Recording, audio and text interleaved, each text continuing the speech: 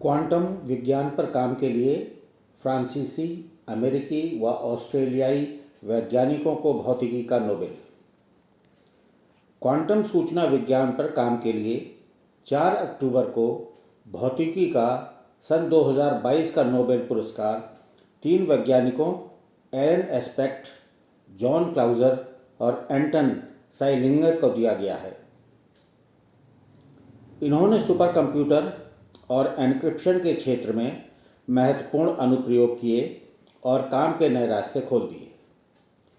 तीनों ने उप परमाणु कणों के व्यवहार पर क्वांटम मैकेनिक्स में अपनी प्रगति के लिए यह पुरस्कार प्राप्त किया है। पुरस्कार देने वाली संस्था रॉयल स्वीडिश के एकेडमी ऑफ साइंसेज ने कहा कि उलझे हुए फोटॉन के साथ प्रयोग बेल असमानताओं के टूटने की स्थापना और अग्रणी क्वांटम सूचना विज्ञान के लिए ये पुरस्कार दिए गए हैं।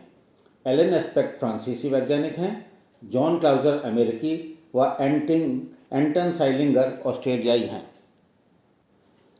मानव के क्रमिक विकास पर स्वीडन के पाबो को चिकित्सा का नोबेल। मेडिकल के क्षेत्र में सन 2022 का नोबेल पुरस्कार स्वीडन के वैज्ञानिक स्वयंते पाबो को देने की घोषणा की गई है। उन्हें यह पुरस्कार मानव के क्रमिक विकास पर खोज के लिए दिया गया है। पाबो ने आधुनिक मानव और विलुप्त प्रजातियों के जीनोम की तुलना कर बताया कि इनमें आपसी मिश्रण है। नोबेल कमेटी के सचिव थॉमस पर्लमैन ने विजेता की घोषणा करते हुए बताया कि पाबो की खोज आधुनिक मानव के पूर्वजों से विकसित होने की प्रक्रिया को समझने के लिए महत्वपूर्ण है। उन्होंने कहा कि पाबो ने आधुनिक मानव और हमारी करीबी विलुप्त प्राय प्रजाति निएंडरथल और डेनिसोवंस के जीनोम की तुलना के लिए शोध की अगुवाई की और साबित किया कि इन प्रजातियों में मिश्रण है। पुरस्कार पैनल ने कहा कि स्वयंते पाबो ने मानव विकास पर अपनी खोजों से हमारी प्रतिरक्षा प्रणाली में महत्वपूर्ण अंतर्दृष्टि प्रदान की। उनकी नई तकनीक हमें विलुप्त पूर्वजों की जानकारी देती है। दक्षिण अफ्रीका से अंतिम T20 हारा भारत। सीरीज़ रही 2-1 से टीम इंडिया के नाम। 4 अक्टूबर को इंदौर में दक्षिण अफ्रीका ने मैन ऑफ द मैच रिली रोसोऊ के पहले T20 शतक की बदौलत भारत के खिलाफ अपना सबसे बड़ा स्कोर बनाकर सीरीज़ का अंतिम मैच 49 रनों से जीत लिया। भारत क्लीन स्वीप नहीं कर पाया और उसने 2-1 से सीरीज़ अपने नाम की। टीम इंडिया 228 रन के लक्ष्य के जवाब में 18.3 ओवरों में 178 रनों पर सिमट गई। इसके पहले भारत दक्षिण अफ्रीका से 2 T20 मैच जीत चुका है और इस प्रकार 2-1 से सीरीज़ भारत ने अपने नाम की। इंसुलिन के इंजेक्शन के दर्द से अब छुटकारा मिल सकेगा। मधुमेह के रोगियों को इंसुलिन इंजेक्शनों के दर्द से राहत मिल सकेगी। वैज्ञानिकों ने एक ऐसा कैप्सूल तैयार किया है जो सीधे आंत में इंसुलिन पहुंचाती है।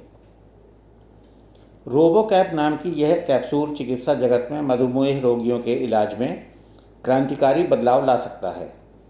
अमेरिका के मैसाचुसेट्स इंस्टीट्यूट ऑफ टेक्नोलॉजी के वैज्ञानिकों ने यह कैप्सूल बनाया है।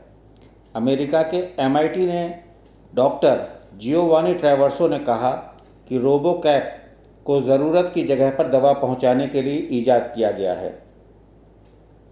यह ब्लूबेरी के आकार में सस्ता उपकरण बायोडिग्रेडेबल पॉलीमर और स्टेनलेस स्टील के कंपोनेंट से बना है।